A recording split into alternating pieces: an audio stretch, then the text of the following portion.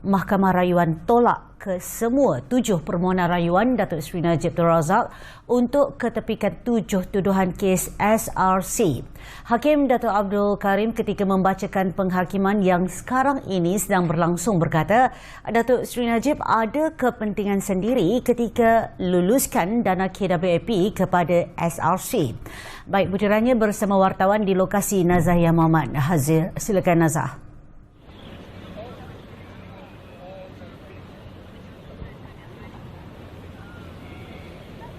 Okey, baik Nurni, terima kasih di Wisma Bernama. Sekarang saya berada di luar Istana Kehakiman bagi mengikuti perkembangan terkini berhubung keputusan Mahkamah Rayuan terhadap kes penyelewengan dana 42 juta milik SRC yang melibatkan bekas Perdana Menteri Datuk Seri Najib Tun Razak. Ya, Mahkamah Rayuan di Putrajaya hari ini mengekalkan sabitan ke atas Datuk Seri Najib Tun Razak berhubung pertuduhan penyelewengan 42 juta dana SRC International Sdn Bhd. Sekaligus ia menyaksikan Ahli Parlimen Pekan itu gagal dalam rayuannya untuk mengetepikan sabitan dana hukuman penjara 12 tahun dan juga denda sejumlah 210 juta yang dijatuhkan oleh Mahkamah Tinggi Kuala Lumpur ke atasnya pada 28 Julai tahun lalu. Prosiding pada pagi ini diadakan secara maya menerusi aplikasi Zoom dengan diketuai panel hakim iaitu Datuk Abdul Karim Abdul Jalil yang mengetuai panel 3 hakim bersama dengan Datuk Has Zanah Mehad dan Datuk Wazir Alam Maidin Merah. Dan difahamkan pasukan pendakwaan diketuai Timbalan Dakwaan Raya iaitu Datuk V. Sitabaran hadir dalam prosiding Mahkamah Terbuka hari ini. Dan setakat ini Mahkamah Rayuan turut menyatakan tindakan Datuk Seri Najib berkaitan 4 bilion kepada SRC tidak membawa kepentingan kepada negara tetapi membawa kepentingan kepada peribadi. Malah Hakim Mahkamah Rayuan Datuk Abdul Karim memutuskan bahawa hakim perbicaraan di Mahkamah Tinggi adalah betul apabila mendapati Datuk Seri Najib adalah pengarah bayangan bagi SRC International selain mempunyai kuasa penuh ke atas SRC International.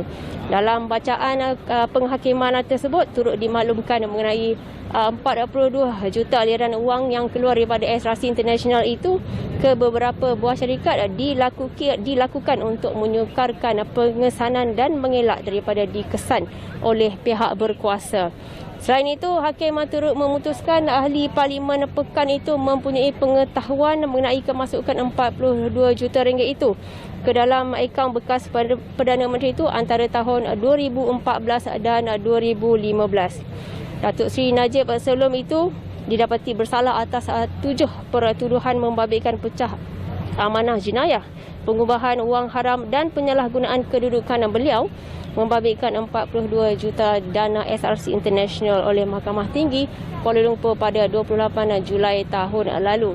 Dan ingin saya kongsikan suasana di luar perkarangan Kompleks Istana Kehakiman ini. Apa yang boleh saya kongsikan, terdapat lebih 100 penyokong Datuk Seri Najib di sini yang berkumpul sejak pukul 9 pagi tadi. Dan terdapat sekumpulan penyokong mula menyatakan sokongan terhadap lawangan Najib dengan menyatakan hidup Najib, bebaskan Najib. Dan setakat ini kehadiran mereka masih lagi dalam kaulan dengan kehadiran lebih 80 anggota PDRM yang berada di sini bagi mengawal keselamatan di sini. Dan juga turut kelihatan petugas kesihatan yang mungkin pada saya bagi mengawal SOP menjarakan sosial bagi mengelakkan penularan COVID-19 di sini. Baik Doni, itu saja perkembangan dari Putrajaya. Kami akan terus melakukan perkembangan seterusnya dalam buletin bernama jam 1 tengah hari nanti. Itu saja Doni, silakan.